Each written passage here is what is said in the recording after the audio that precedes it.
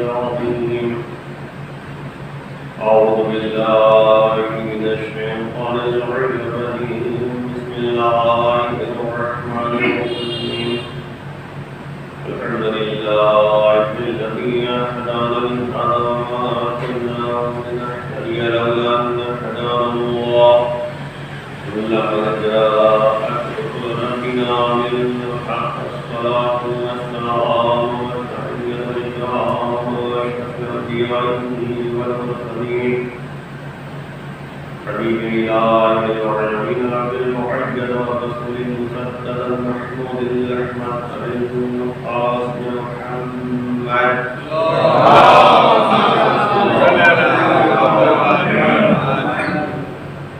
وعلى آله الطيبين الطاهرين المعصومين المظلومين وحماة المتدفين لا سيما بقية الله في العالمين واللعنة الدائمة على أعدائهم الأعين العون إلى قيام يوم الدين رب اشرح لي صدري ويسر لي أمري واحلل عقدة من لساني يفقهوا قولي أما بعد فقد قال الله تبارك وتعالى في كتابه الكريم وهو الصادقين وقوله الحق إنما يخشى الله من عباده العلماء محمد وآله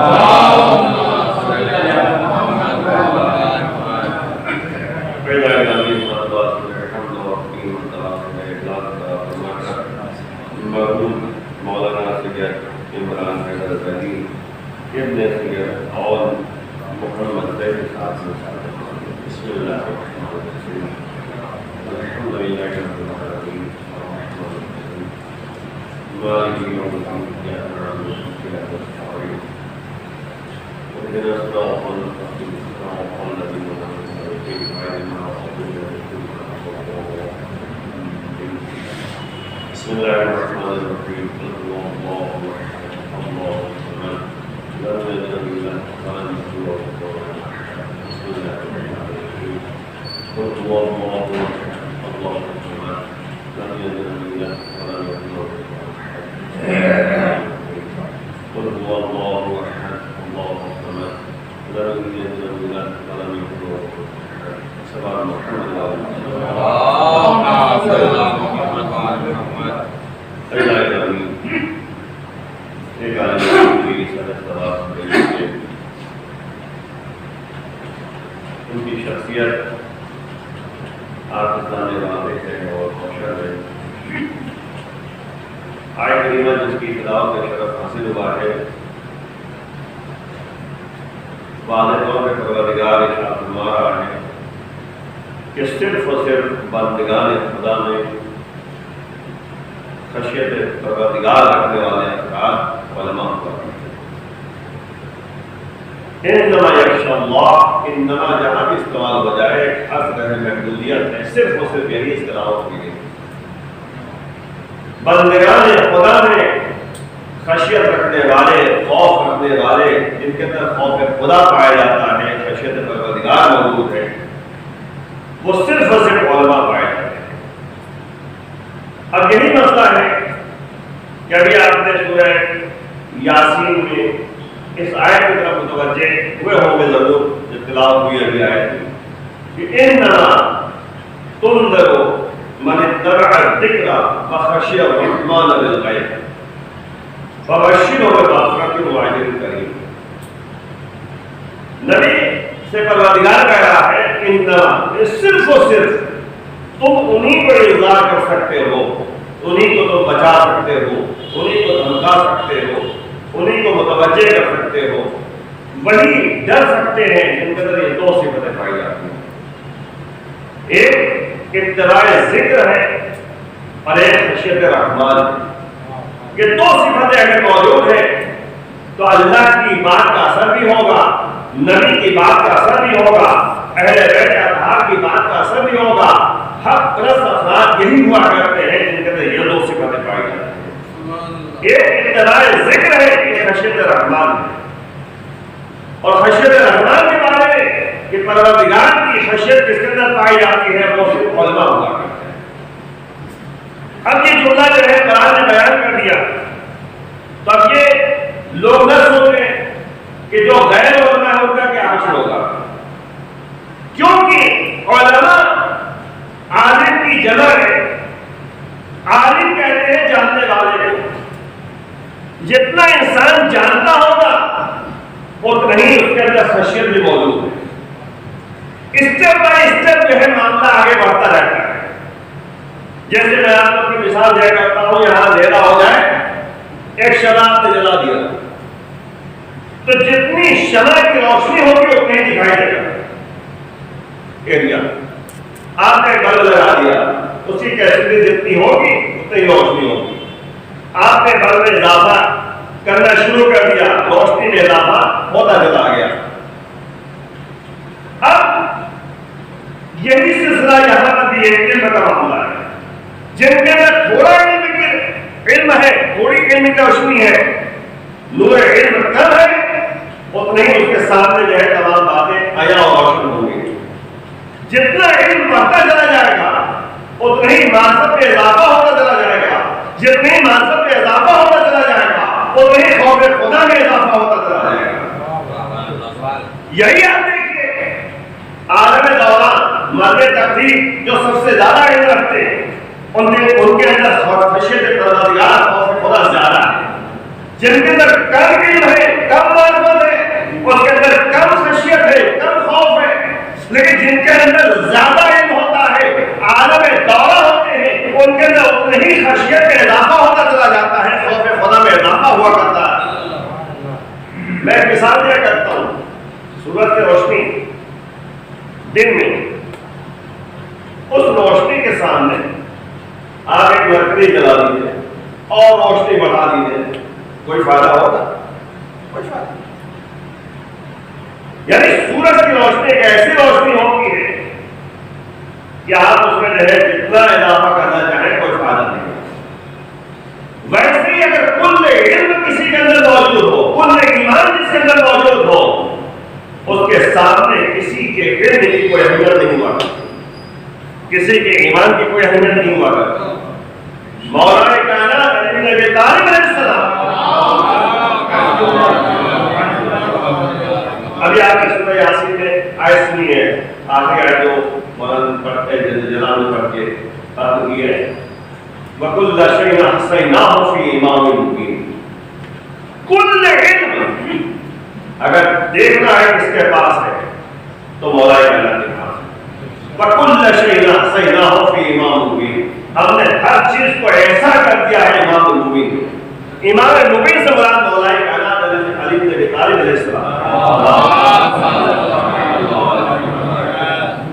کبھی تو آپ تاریخ کا مطالعہ کر لیجیے اور دیکھ لیجیے، کہیں کوئی ایسا شخص نہیں ملتا جس نے منبر پہ آ کے دعویٰ کیا ہوگی سلونی سلونی قبل ان ترفعونی، اس سے قبل کہ تمہارے درمیان سے چلا جاؤ تو پوچھنا چاہو پوچھ لو۔ تو علم اتنا زیادہ تھا ان کے پاس، اور جتنا علم تھا ان کے پاس، کل علم تھا، ہر علم کا ان کے پاس معیار موجود تھا جس کے نتیجے میں خوف خدا میں اضافہ تھا۔ ایسا خوف خدا ان کے اندر پایا جاتا تھا، ایسی خشیت ان کے اندر موجود تھی کہ ابو درداء نام کے صحابی روایت کرتے ہیں کہ میں ایک پتا رات کے سناٹے میں گھر سے باہر نکلا، دیکھا مولا کائنات بیت الشرف سے باہر گئے، میں تھوڑی دوری سے دیکھو کر پیچھا میں کر رہا تھا، پیچھے میں چل رہا تھا کہ دیکھیں مولا جا کہاں رہے ہیں۔ یہ نمونہ کے سامنے پیش کرنا ہے تاکہ بات کو آگے بڑھایا جا سکے۔ مولا کائنات ایک باغ میں پہنچے، ابو درداء پر فرماتے ہیں کہ میں ایک درخت کے پیچھے چھپ گیا، دیکھو مولا کیا کر رہے ہیں۔ مولا نمازیں پڑھ رہے ہیں، گریہ کر رہے ہیں، خوف خدا میں گڑگڑا رہے ہیں، آنسو بہ رہے ہیں، اشک جاری ہے، سجدے میں سر رکھے ہوئے ہیں، بار بار سجدہ کر رہے ہیں، اللہ کی بارگاہ میں جو ہے ناز و نیاز کر رہے ہیں۔ ابو درداء فرماتے نے دیکھا یہاں تک کہ صبح کی نماز کا وقت قریب آنے لگا، میں نے دیکھا کہ مولا سجدے میں ہیں، سر نہیں اٹھا رہے ہیں، مجھے لگا جیسے کہ مولا سو گئے ہیں، نیند آ گئی، میں قریب پہنچا، مولا کو اٹھانے لگا کہ مولا اٹھ کے نماز کا وقت ہونے والا۔ میں نے دیکھا کہ مولا ایسے پلو گئے جیسے جس میں جان ہی نہیں، یہ خوف خدا کے نتیجے میں یہ معاملہ ہے کہ اپنے کو اللہ کے حوالے کر دینا، جو کہ جتنا علم ہوتا ہے اتنا ہی خشیت میں اضافہ ہوتا ہے۔ ابو درداء فرماتے ہیں کہ میں گھبرا گیا، میں پریشان ہو گیا، میں دوڑتا ہوا بیت الشرف پہنچا، اے ذکر رسول غضب ہو گیا، کہا کیا ہوا؟ کہا مولا اس دنیا میں نہیں رہ گئے۔ کہا کس حالت میں؟ کہا سجدے کی حالت میں۔ کہا یہ تو اکثر ہوتا ہے، ان کی حالت ہوا کرتی ہے، یعنی کہتے رسول فرما رہے ہیں کہ علی کی یہ اکثر حالت یہی ہوا کرتی ہے کہ سجدے میں سر رکھتے ہیں، لگتا ہے جیسے جس میں جان نہیں ہے۔ یہ ہے کہتے کہ عبادت کرنا۔ تبھی تو جب نبی نے پوچھا تھا اے علی تم نے فاطمہ کو کیسا پایا؟ یہ ایک بہت ہی عظیم منزل ہے جس کی طرف توجہ دینے کی ضرورت ہے۔ مولا نے جواب دیا، کہا نعم العون فی العبادہ، کہا میری زوجہ فاطمہ بہترین مددگار ہے عبادت لانے میں۔ اور فرماتے ہیں یعنی آپ غور کریں، ایک شب میں علی نے یہی اندازہ لگایا اور نتیجے میں دوسرے دن جواب دیا، کہا نعم العون فی العبادہ، عبادت پروردگار بہترین مددگار۔ تو وہی مطلب کہہ رہے ہیں جتنا علم میں اضافہ ہوتا چلا جاتا ہے اتنا ہی خوف خدا میں اضافہ ہوتا ہے۔ اسی لیے علم کی زیادہ اہمیت دی گئی ہے، اسی لیے ہر ایک کے لیے ضروری ہے کہ طلب العلم فریضۃ علی کل مسلم و مسلمہ، ہر مسلمان مرد اور عورت پر جو ہے فریضہ ہے، واجب قرار دیا گیا ہے علم حاصل کرنے کے لیے۔ اور علم ایک ایسی دولت ہے کہ اس کی عمر اور سن کی کوئی قید نہیں ہے۔ اطلب العلم من الفهم الى اللحد، گہرے سے لے کر لحد تک علم حاصل کر لیتے ہیں۔ اسی لیے جو ہے بچہ پیدا ہوتا ہے کہ ایک کام اذان ہے، کام اقامت، اسی لیے شریعت نے رکھی ہے تاکہ بچے کے ذہن میں، بچے کے دماغ میں یہ اذان اور اقامت جو ہے اس طرح سے پیوست ہو جائے کہ پوری زندگی للہیت کی زندگی ہے، اللہ کی زندگی ہو۔ یہ تو ماں باپ ہوتے ہیں کہ بچے کو کدھر لے جاتے ہیں، یہ ذمہ داری ان کی ہوا کرتی ہے کہ تعلیم و تربیت میں کتنا ان کا ہاتھ ہوتا ہے۔ یہ تو ماں باپ بڑے خوش قسمت ہوتے ہیں کہ جو اپنے بچوں کی تعلیم و تربیت میں کوشاں رہتے ہیں، اور ایک ایسا انسان بندہ صالح سماج کے حوالے کر دیتے ہیں جس کے نتیجے میں سماج میں سدھار ہوا کرتا ہے۔ یہی تو مسئلہ ہے کہ نبی نے فرمایا، اور اس سے دیکھیں میں میرے سامنے کیونکہ وقت نہیں ہے، 15 منٹ ہو چکے ہیں، میں بات کو دیر سے آگے بڑھا دوں کہ آپ غور کریں، بہت سی چیزیں ایسی ہوتی ہیں جو انسان سمجھ نہیں پاتا لیکن اس کے ریئیکشن غلط ہوتے ہیں یا ریئیکشن جو ہے اچھا ہوتا ہے۔ یہ تو الگ الگ پہلو ہوا کرتے ہیں۔ بچہ اگر ولد صالح سے کہا جاتا ہے، ماں باپ نے صحیح تربیت کر دی، تو سماج میں جب بچہ پہنچے گا تو سماج میں جو ہے اس کے طور طریقے کو دیکھ کر لوگ ہو سکتا ہے اچھا ریئیکشن لے اور ہو سکتا ہے اس کا ریئیکشن اچھا نہ لے، لیکن یہ ماں باپ کی ذمہ داری ہے۔ اسی لیے مولا نے فرمایا کہ مولا فرما رہے ہیں کہ ایک عقل مند کی زبان جو ہوتی ہے کہاں ہوتی ہے؟ وراء قلبہ، لسان العاقل وراء قلبہ، یعنی ایک عقل مند کی زبان جو ہے اس کے دل کے پیچھے، وقلب الاحمق وراء لسانہ، بیوقوف کا دل جو ہوتا ہے وہ زبان کے پیچھے ہوتا ہے۔ احمق، بیوقوف، مولا کیا بتانا چاہے کہ سماج میں جب انسان جو ہے سماج میں زندگی بسر کر رہا ہے تو پہلے دل کی گہرائیوں سے سوچے گا پھر جو ہے کلام کرے گا. کبھی کبھی معاشرے میں ہوتا کیا ہے، بس ذرا سے کچھ ہوا فوراً زبان سے جو ہے الٹا سیدھا جو منہ میں آیا کہنا شروع کر دیا. اس کا ریئیکشن غلط ہوتا ہے، لیکن سوچے گا پھر بولے گا. مولا کی زبان ہے، مولا کا فرمان ہے کہ لسان العاقل وراء قلبہ وقلب الاحمق وراء لسانہ. ایک احمق بیوقوف ہوتا ہے فوراً بول پڑتا ہے. یہی مومن اور منافقت کی نشانی ہوا کرتی ہے کہ دل اور ظاہر جو ہے الگ ہوا کرتا ہے، باطن اور ظاہر الگ ہوا کرتا ہے. ایک منافق کی ایک خاصیت. میں نے بات آگے بڑھا دو تو سمجھ میں اگر آپ دیکھیں تو بہترین چیز ہے زبان. زبان کا صحیح استعمال کرنا. اور مرحوم کی خاصیت یہ تھی گفتگو بڑا اچھے انداز سے کر رہے تھے. یہ تو لگا جب علم میں اضافہ ہوتا ہے تو خوف خدا بڑھ جاتا ہے. خوف خدا کے نتیجے میں انسان کے اندر جو ہے زبان میں ایک اچھی خاصیت پیدا ہو جاتی ہے کہ زبان کو استعمال کرتا ہے تو صحیح طریقے سے استعمال کرتا ہے. اکثر جو ہے میری ملاقات مرحوم سے ہوا کرتی تھی تو گفتگو انداز بات کرنے کا ڈھنگ بڑا اچھا ہوا. تو یہ سب تربیت کا اثر ہوتا ہے. اسی سے کہا جاتا ہے کہ خاندان کا پتہ چلتا ہے، ماں باپ کا اندازہ ہوتا ہے کہ انہوں نے تربیت کیسے کی. ایک علم رکھنے والا انسان کم علم رکھتا ہے تو بھی اس کی اہمیت ہے، زیادہ علم رکھتا ہے تو بھی اس کی اہمیت ہے. جتنا ہوگا اسی کے مطابق جو ہے انسان جو ہے اپنے اعمال میں سدھار پیدا کرتا ہے. لیکن خاصیت یہ ہوتی ہے کہ ہر کام جو ہے للہیت ہونا چاہیے، اللہ کے لیے ہونا چاہیے. اسی کام کی اہمیت ہے جو اللہ کے لیے انسان کرے. آپ گھر سے نکلے ہیں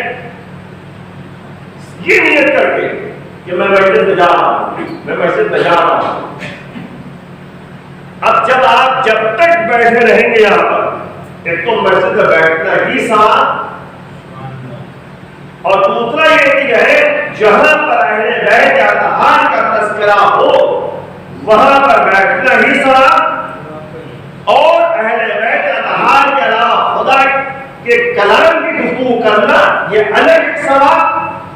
اور نتیجے میں جو ہے آپ نے سماج میں جو رواداری ہے، جو ایک دوسرے کو یہ اسلام نے کہا ہے کہ بے محبت قائم کرو، آپ آئے ملاقات کی سلام دعا ہوئی، یہ الگ ایک ثواب. اب جیسے گھر سے آپ نکلے اور گھر تک جب واپس جائیں گے تو اللہ نے کیونکہ نیت آپ کی صاف ہے اس لیے اللہ فرشتے کو ہمراہ کر دیتا ہے جب تک وہ گھر واپس نہ آ جائے. اس کے لیے استغفار کرتا رہے گا فرشتہ، اس کے لیے تسبیح پڑھتا رہے گا. یعنی آپ غور کیجیے کہ اللہ کے لیے کام کرنے کا نتیجہ کتنا اعلیٰ ہوا. یہی مسئلہ ہے کہ ہمارے سماج میں، ہمارے معاشرے میں ایسی باتیں جو ہے رائج ہونی چاہیے جو علم کے ساتھ ساتھ ہونا چاہیے، جس کے نتیجے معرفت پیدا ہو، معرفت کے بعد خشیت پروردگار پیدا ہو. ہمارے اور آپ کے چھٹے ایمان جو ہیں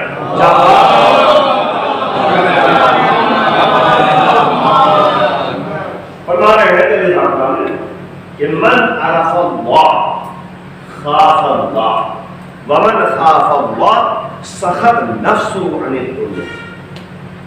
مولا نے بالکل جو ہے تمام باتوں کو خلاصتاً بیان کر دیا ایک جملے میں. معرفت کیا ہے، خوف کیا ہے. مولا فرما رہے کہ جس کے اندر معرفت پروردگار حاصل ہو جائے، معرفت پروردگار، یاد رکھیں معرفت بار بار کہہ رہا ہوں، معرفت کب حاصل ہوگی؟ جب علم ہو، معلومات میں اضافہ ہو. تو علم کے نتیجے میں معرفت. تو مولا کہہ رہے اگر یہ تم دیکھنا چاہتے ہو کہ تمہارے اندر معرفت کتنی ہے تو من عرف اللہ خاف اللہ، جو اللہ سے ڈرتا ہے، جو اللہ کی معرفت رکھتا ہے، اللہ کو پہچانتا ہے، اس کے اندر خوف خدا پیدا ہوتا ہے. خوف خدا پیدا ہوتا ہے. اور جب خوف خدا پیدا ہو جائے تو مولا کہہ رہے اس کی نشانی ہے کہ سخط نفس عن دنیا، وہ دنیاوی امور سے اپنے نفس کو ہٹا لیتا ہے، دنیاوی امور سے اپنے کو ہٹا لیتا ہے. اب یہ دنیا میں مجھ سے ہٹا دینے کا مطلب یہ نہیں ہے کہ انسان دنیا کو چھوڑ کے کونے میں بیٹھ گیا، یہ بھی یاد رکھیں۔ یعنی ہمارے یہاں جو ہے سماج میں تھوڑا سی جو ہے اس بات کو جو ہے واضح کرنے کی ضرورت ہے کہ یعنی دنیا داری سے الگ ہونے کا مطلب یہ نہیں ہے کہ انسان کونے میں بیٹھ جائے بس اللہ اللہ کرتا ہے، نہیں۔ قرآن کہہ رہا ہے من اراد الحیات الدنیا، جو دنیاوی حیات کا خواہش مند ہوتا ہے، اللہ کہہ رہا ہے میں دنیاوی زندگی اسے دے دیتا ہوں، لیکن آخرت میں اس کا کوئی نصیب نہیں ہے، کوئی حصہ نہیں ہوتا۔ اللہ کہہ رہا ہے جو دنیا کے پیچھے بھاگے گا میں اسے دنیا ضرور دوں گا، ہم اسے دنیا دے دیں گے، لیکن آخرت میں اس کا کوئی حصہ نہیں۔ قارون جو ہے خزانے کے پیچھے بھاگ رہا تھا، دولت کے پیچھے بھاگ رہا تھا، خوب ملا خزانہ اسے، خوب پیسے مل گئے اس کو، لیکن نتیجہ کیا ہوا؟ اللہ کہہ رہا ہے آخرت میں کچھ نہیں ملے گا۔ لیکن پھر یہ کہہ رہا ہے قرآن میں وَمَنْ أَرَادَ الْحَيَاةَ الْآخِرَةَ، جو دنیاوی نہیں آخرت والی زندگی چاہتا ہے تو اللہ کہہ رہا ہے کہ میں اسے دنیا میں بھی دوں گا اور آخرت میں بھی دوں گا۔ جو دنیا کے لیے کرے گا اسے اللہ دنیا دے دے گا، لیکن آخرت میں کچھ نہیں ملنے والا۔ لیکن جو آخرت کے لیے کام کرے گا، آخرت والی زندگی چاہے گا تو اللہ کہہ رہا ہے میں اسے آخرت بھی دوں گا اور دنیا بھی دوں گا۔ یہی تو آپ قرآن میں پڑھتے ہیں نا، کیا کہتے ہیں آپ قرآن میں؟ ربنا بولیے ربنا آتنا فی الدنیا حسنہ وفی الآخرۃ حسنہ وقنا عذاب النار۔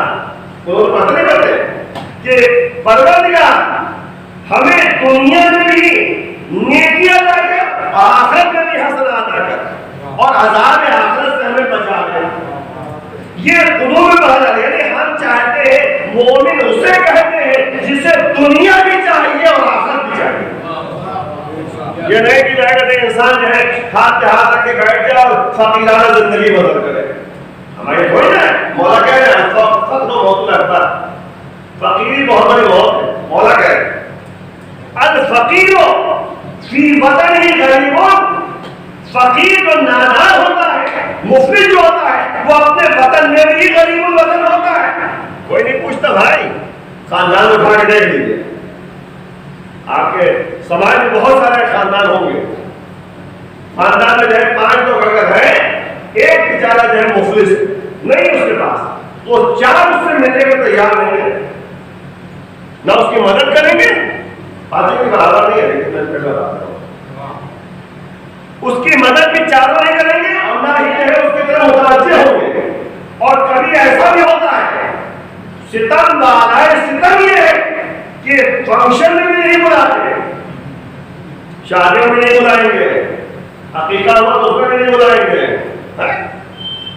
عجیب کہتے ستم بالائے ستم، تو وہی نبی کو مولا فرما رہے ہیں کہ الفقیر فی وطنہ غریب، فقیر مفلس ہوتا ہے اپنے وطن میں بھی غریب الوطن ہوتا ہے، ہمارا خاندان والے نہیں پوچھتے، پڑوسی نہیں پوچھتے۔ عجیب صورتحال، اسی لیے کہا گیا ہے کہ اللہ نے جب ہاتھ پیر دیے ہیں تو ظاہر سی بات ہے اس کو استعمال کرنا چاہیے، بزنس کرنا چاہیے۔ شاید امام محمد جعفر صادق علیہ السلام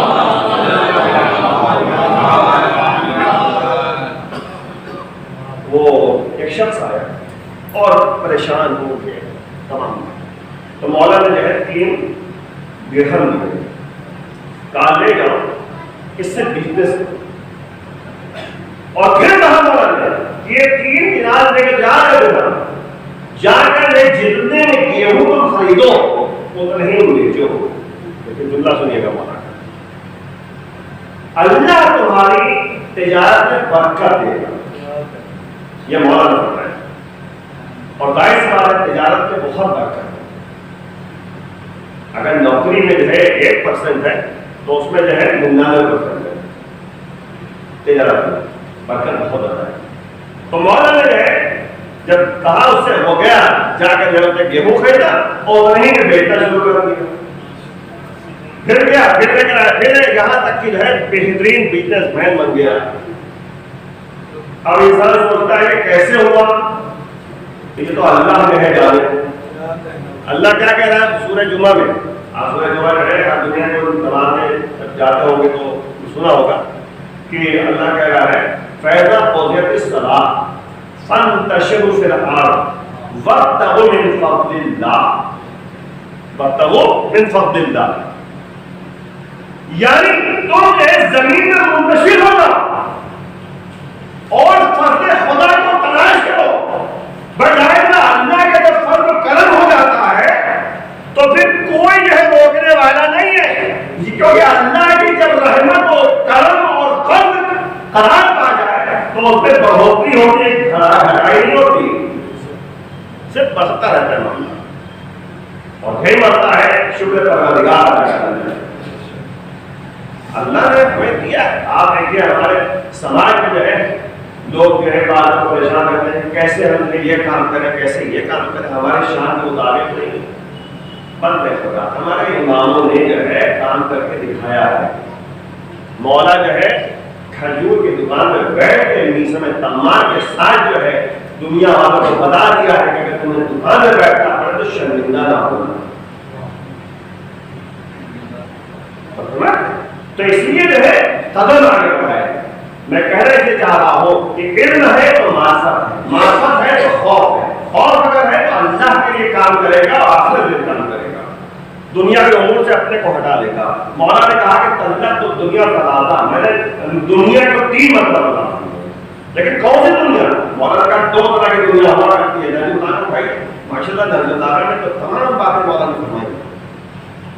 مولا نے کہا دنیا 2 طرح کی ہوتی ہے، ایک دنیا جو آخرت کو بھلا دے، اس دنیا کو ہم نے 3 مرتبہ بتا دی ہے، لیکن وہ دنیا جو آخرت کو یاد دلائے وہ دنیا بہترین دنیا ہوا کرتی ہے۔ اس دنیا کے مولا نے تعریف کی ہے۔ مولا دنیا کی تعریف کرتے کرتے کہتے ہیں کہ یہ دنیا کیا ہے؟ یہ جو ہے سجدہ کرنے کی جگہ، یہ عبادت کرنے کی جگہ، یہ ملائکہ کے اترنے کی جگہ، یہ قرآن کے نازل ہونے کی جگہ۔ دیکھیے کتنا تعریف بھی کی ہے مولا نے دنیا کی۔ اور پھر مولا نے جملہ کہا، جلدی نہ کریں کیونکہ آگے گھنٹہ ہوگا۔ مولا نے بتایا کہ تم دنیا میں اس طرح سے زندگی بسر کرو کأنک تعیش ابدا، اور جملہ یاد رکھیے گا مولا، کأنک تعیش ابدا، تم دنیا کو اس طریقے سے استعمال کرو، دنیا میں اس طریقے سے رہو جیسے تمہیں دنیا میں ہمیشہ رہنا ہے،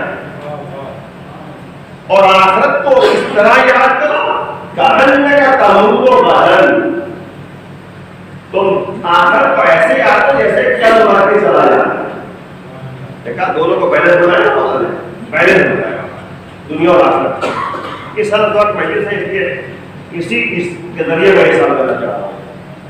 مولا نے کہا کہ تم دنیا میں اس طریقے سے رہو جیسے تمہیں دنیا میں ہمیشہ رہنا ہے، آخرت کو اس طرح سے یاد کرو جیسے کل مر کے چلا جانا ہے۔ آخر اس کا کیسے بیلنس بنایا جائے؟ مولا کا مقصد یہ ہے کہ اگر صرف تم دنیا کو یا دنیا میں رہ کر یہ سوچتے رہو گے کہ ہمیشہ رہنا ہے تو بس ادھر بھاگو گے ادھر بھاگو گے، صرف دنیا داری میں پڑ جاؤ گے، آخرت کو بھول جاؤ گے۔ لیکن جب آخرت کو یاد کرتے رہو گے کل مر کے چلا جانا ہے تو دنیا اور آخرت میں بیلنس بناؤ گے۔ اگر صرف یہ سوچ لو کہ کل مر کے چلا جانا ہے تو کریں تو کیا کریں؟ بھیا ایک دن کی بات ہے، جب کہیں سو جائیں گے اور کہیں جائیں گے کسی طرح سے پیٹ بھر لیں گے، بس ایک دن کی بات ہے۔ مگر نہیں، تم دنیا میں رہو تو گھر بھی بناؤ، روٹی کپڑا مکان تینوں چیزیں ضروری ہیں۔ اسی لیے ہمارے روایتوں میں موجود ہے کہ وہ شخص بدترین انسان ہے جو اپنی ذمہ داری کو کسی دوسرے کے کندھے پہ ڈال دے، وہ بدترین انسان مولا ہے۔ وہ بدترین انسان ہے جو اپنے گھر کے خرچوں کو یا اپنے گھر کے مسائل کو کسی دوسرے کے کاندھے پہ ڈال دے، وہ بدترین انسان۔ بڑا افسوس کا مسئلہ ہے، بات آگے کرتا ہے ایسے کیسے آپ کے سامنے بھی آتے ہوں گے اور ہمارے سامنے بھی آتے ہیں کہ شوہر صاحب جو ہے بیوی کو جائے 6 سال اور 4 سال اور 5 سال جو ہے میکے میں چھوڑ دیتے ہیں، اور اس طریقے سے جو ہے بلکہ بچے بھی ہوں گے ہمارے سامنے، ایسے بھی کہتے ہیں کہ ان کے بچے بھی، اور گھر میں بھی جو ہے بھائی بیچارہ جو ہے وہ بچوں کو بھی خیال کرے اور بہن کا بھی خیال کرے۔ 4 سال 5 سال گزر گئے اور شوہر صاحب جو ہے ان کو کوئی پرواہ نہیں۔ یاد رکھیے کہ جملہ یہ اللہ کہہ رہا ہے کہ تم شادی کرتے ہو تو تمہارے درمیان محبت کو پیدا کرنے والا پروردگار ہے، اور شادی کرتے ہو یقین و فقراء اللہ من فضلہ، اگر وہ فقیر ہے تو اللہ اپنے فضل و کرم سے بے نیاز کر دے گا۔ عقیدہ ہونا چاہیے، ایمان ہونا چاہیے کہ اللہ جو ہے فضل و کرم سے بے نیاز کرے گا، لیکن ہاتھ پہ ہاتھ رکھ کے بیٹھنے کی ضرورت نہیں ہے، قدم آگے بڑھانے کی ضرورت ہے۔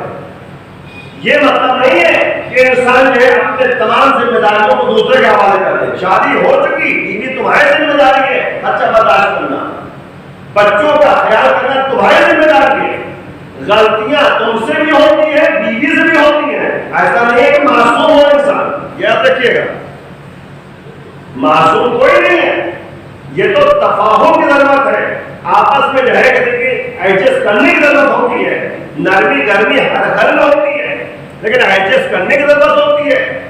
اللہ کے لیے قدم آگے بڑھا ہے، اگر بیوی زیادہ پریشان کر رہی ہے تو اگر جو ہے شوہر صبر کر رہا ہے تو وہ جنتی ہے اور جنت میں بہترین جگہ ملے گی، اور اگر جو ہے شوہر پریشان کر رہا ہے اور بیوی صبر کر رہی ہے تو جنت میں بہترین جگہ جو ہے بیوی کو عطا ہونے والی ہے۔ تو اللہ نے وہاں کا راستہ اتار کیا، لیکن اس کا مطلب یہ نہیں کہ آپ کی تمام ذمہ داری کسی دوسرے کے حوالے کر دیں۔ اور اس میں ایک اور بات بتا دیں جو کہ زمانے جاہلیت میں ہوتا تھا، سورہ نساء اٹھا کے دیکھیے آپ، تمام کا واقعات اس میں قرآن کی آیتیں بھی ہیں اور پھر واقعہ کا اشارہ بھی کیا ہے، جلدی سے آگے۔ تو زمانے جاہلیت یہی ہوتا تھا کہ اس طرح سے جو ہے بلیم لگایا جاتا تھا بیوی کے اوپر، اس طریقے سے جو ہے ٹارچر کیا جاتا تھا کہ بیوی جو ہے اپنے مہر کو معاف کر دے اور کیجیے گا پیسہ دے دے۔ تو اگر زمانے جاہلیت والا ہم استعمال کرتا ہے تو غلط ہے۔ قرآن کہہ رہا ہے کہ مہر مکمل طور پہ ادا کرو، یہ اس کا حق ہے، سورہ نساء بھائی۔ تو اگر مائنڈ میں کچھ لوگ یہ ہوتا ہے کہ اس طرح سے کرو اس طرح سے کرو تاکہ ظاہر ہے کہ ہم وہ بیوی خود سے طلاق دے اور نتیجے میں ظاہر ہے نہ مہر دینا پڑے اور نہ کہتے زہر دینا پڑے، یہ ہوتا رہتا ہے۔ تو یہ سب غلط ہے۔ اللہ قرآن کہہ رہا ہے کہ ان اللہ علیم حکیم، بے شک پروردگار جو ہے تمہارے اسرار اور راز اور رموز سے واقف ہے، وہ حکمت والا ہے۔ تم دل سے یہ سوچ رہے ہو اللہ سب کچھ جانتا ہے، اللہ سب کچھ جانتا ہے۔ اس لیے لوگوں نے بات کی جو اسلامک پوائنٹ سے ہے، جو شریعت محمدیہ ہے اس کے مطابق ہے، اگر تمہیں نہیں رکھنا ہے تو طلاق اسی کے مطابق دے دو تاکہ تمہاری ذمہ داری ختم ہو جائے۔ 4 سال اگر 5 سال ہے بیوی کو تم نے اس طریقے سے رکھا ہے تو وہ 5 سال کا خرچہ کون دے گا؟ یہ شوہر پر ذمہ داری ہے۔ تو اب مسئلہ یہ ہے ایڈجسٹ کرنے کی ضرورت ہے، آپس میں ایڈجسٹ کیا جائے، آپس میں رہ کے پیار محبت، بچے نہ ہوتے کوئی بات نہیں، چلو 2 بچے ہیں 3 بچے ہیں،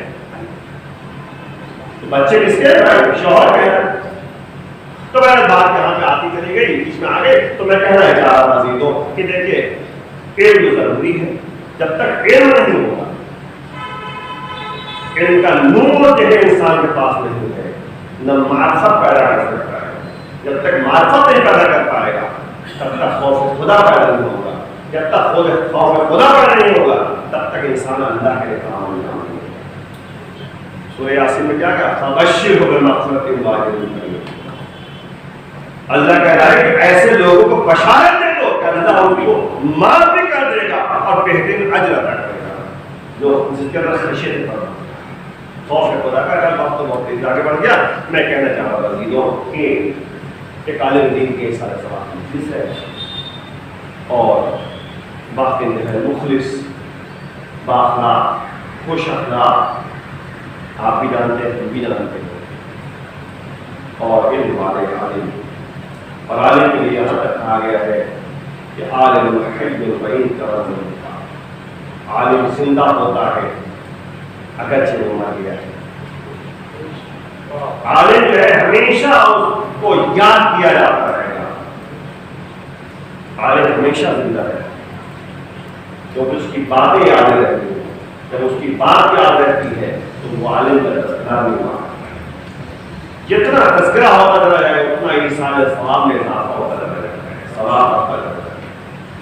میرا بات بہت لمبی ہو گئی، میں کہنا چاہتا ہوں آپ لوگ قدم آگے بڑھائیں، سب لوگ قدم آگے بڑھائیں، علم حاصل کریں، ضروری نہیں کہ ہر آدمی مولوی بن جائے، ہر آدمی مولانا بن جائے، لیکن علم حاصل کریں، تعلیم حاصل کریں، تاکہ ایک ایسی زندگی بسر ہو سکے جو اللہ کے لیے مولا کائنات نے کسی بات کی طرف جو ہے ہمیں متوجہ کیا، اور جب تک ہے علم نہیں ہوگا خوف پیدا نہیں ہوگا۔ کربلا کے میدان میں اگر آپ دیکھیں تو جتنے اصحاب و انصار تھے ان کے اندر پہلے علم حاصل ہوا۔ ذوالقرنین کون تھے؟ میں صرف اشارہ کر رہا ہوں، ذوالقرنین مکے سے چلے، ادھر جو ہے مولا کا قافلہ چل رہا تھا، ادھر ہے ذوالقرنین اپنی زوجہ کے ساتھ چل رہے، جہاں جہاں پہ جو ہے مولا کا قافلہ رکتا تھا اس کے کچھ فاصلے پر ہے ذوالقرنین اپنا قافلہ دو، مولا نے جو ہے ایک جگہ پہ اپنا قاصد بھیجا کہ ذوالقرنین کو بلاؤ، تو پہلا جو ہے وہ قاصد آگے کہہ کے چلا گیا، زوجہ نے پوچھا کہ کون تھا؟ کہا امام حسین علیہ السلام کا قاصد تھا، کہا کہ مجھے بلایا گیا، کہا کیا سوچتے ہو؟ کہا کہاں جائیں گے، ہمارے پاس اتنی پراپرٹی ہے، اتنی دولت ہے، اتنا کاروبار ہے ہمارا، کیسے چلے جائیں؟ یعنی اتنا اندازہ تھا کہ ادھر گئے جیسا تھا، اور کسی گھومنے کی طرف بیوی نے کہا کہ تم مجھ سے بلایا گیا ہے، ضروری نہیں تو ان کے ساتھ چلے جاؤ، جاؤ بھائی معلوم تو کیا بات ہے۔ بیوی نے زوجہ نے اصرار کیا، اب جو ہے جو یہ سوچ رہے تھے کہ ہماری پراپرٹی کیا ہوگا، ہماری دولت کیا ہوگا، ہماری سرحد کیا ہوگا، ہمارا بزنس کیا ہوگا، وہ جب گئے مولا کے پاس واپس پڑھنے خوش، زوجہ نے کہا کہ میں نے تمہیں طلاق دیا، کہا کیوں؟ کیا بات ہے؟ ہم تو بہت پریشان تھے، نہیں جائیں گے اور اب گئے تو مطلب یہ کیا مطلب ہے؟ کانے گھر میں چلا گیا امام کے پاس جا رہا ہوں، کہا میں نے پہچان لیا، سمجھ لیا، دیکھا پہلے کیا تھا؟ معرفت نہیں تھی، اور کیجیے تم نے کر میں کیا کرا ہوں، جیسے مولا کے پاس پہنچے معرفت حاصل ہو گئی، جیسے معرفت پیدا ہوئی خوف خدا پیدا ہوا کہ دیکھو امام کا ساتھ دینا ضروری ہے ورنہ روزہ کلمہ جواب کر دیں گے۔ یہ ہے دولت ایک طرف، پراپرٹی ایک طرف، کاروبار ایک طرف، کہا زوجہ نے کہا میں نے تمہیں طلاق دیا اور تمام پراپرٹی تمہارے ہاتھ ہے، سب کاروبار تمہارا، پراپرٹی تمہاری، دولت مال دولت سب تمہاری۔ یہ ہوتا ہے کہ جب حق پرست انسان ہو جاتا ہے تو دنیا داری ایک طرف ہوتی ہے، آخرت سامنے ہوا، ایسے آزاد کے لیے مولا نے فرمایا کہ جیسے وفادار ساتھی ہمیں کرتا ملے، نہ میرے بھیا حسن ملے نہ میرے باپ علی کو ملے۔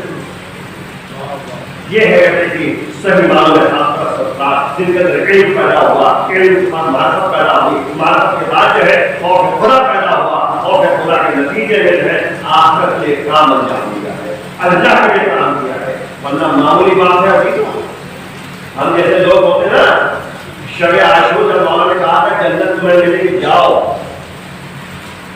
کیا سوچتے؟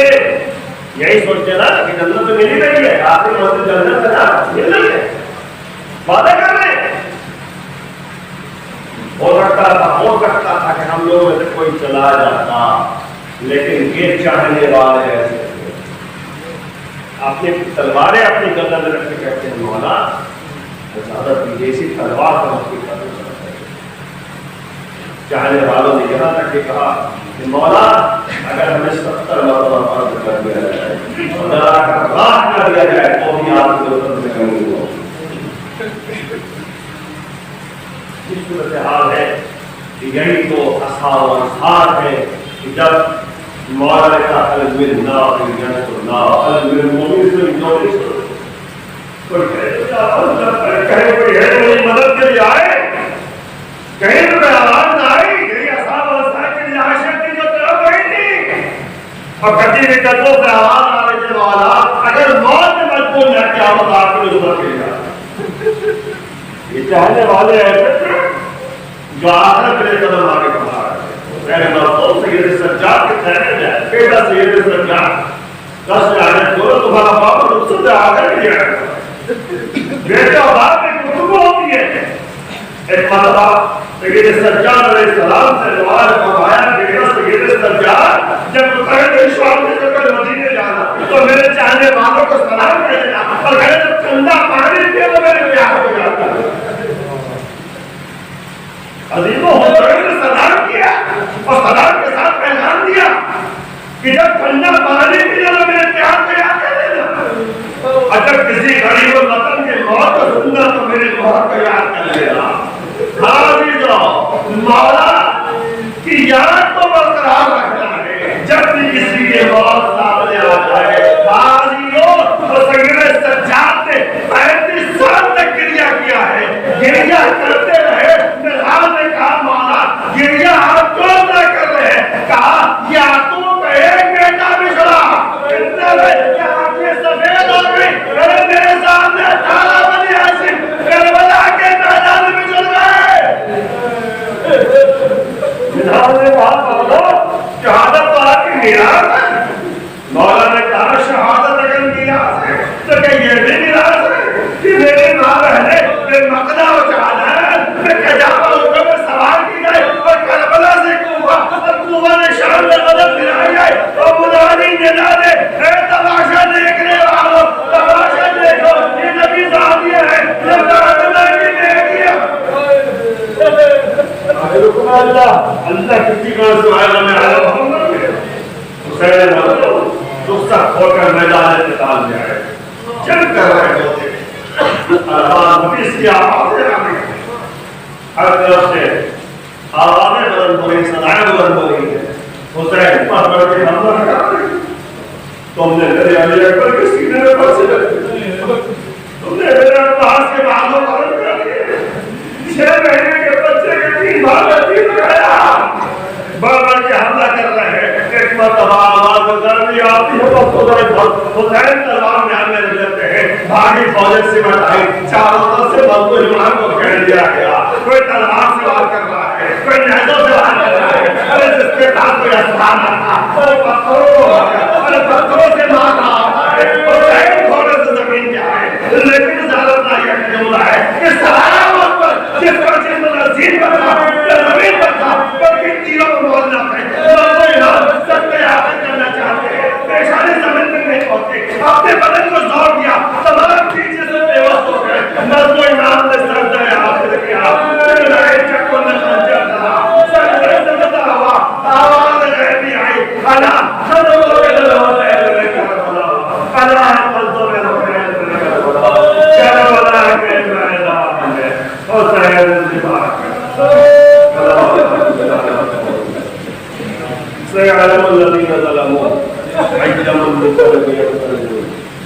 قال والے بہت زرتا وابیھا وبعدها وغيرها معروف مرحوم کی مغفرت فرمائے معروف ہم سب کی مغفرت فرمائے ہم سب کی اللہ کو معاف فرمائے معروف مرحوم کو جنت عالم میں فرمائے جنت النعیم میں فرمائے جوار معصومی میں فرمائے جوار رحمت میں فرمائے معروف مرحوم کے اس مجلس کا پورا سوال مرحوم تک پہنچ رہا ہے. مرحوم کے تمام پسماندگان یعنی جو وارثین ہیں وہ سب جمیل ہیں معروف اللہ کے فضل کا فرمان آپ جتنے افراد نسل کی میری تمنا پوری فرمائے معروف کو بے روزگار کو روزگار کا فرمائے بے روزگار کو روزی برقرار فرمائے بیماروں کے شفا بیماروں کو شفا معبود جو وائرس دنیا میں چل رہا ہے پروردگار اس وائرس سے سب کو نجات دے پروردگار شہر سے جلال محمد ہے جہاں پہ لوگوں کی عزت و جان و مال کی حفاظت کرے معبود نام کے حضور میں تاجر فرما ان کے آواز و جان کی محبت فرما اور تین مرتبہ